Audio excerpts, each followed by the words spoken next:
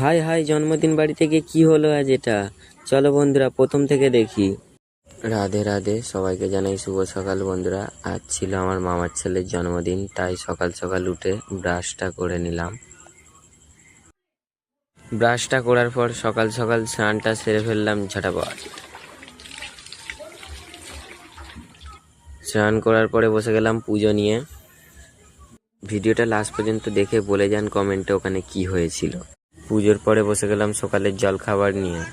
জল খাবার পর বেরিয়ে গেলাম আমার ছেলের গিফট কিনতে। চলে যাই গিফট কিনতে, বাইরে প্রচণ্ড রোদ।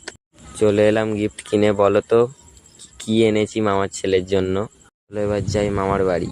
বেরিয়ে পড়েছি মামার বাড়ি যাবো বলে। চলো, এসে গেছি মামার বাড়িতে। এসে দেখছি মামা ভাইকে আশীর্বাদ করছে। তারপরেই বসে গেল আমাদের মামি ভাইকে আশীর্বাদ করার জন্য।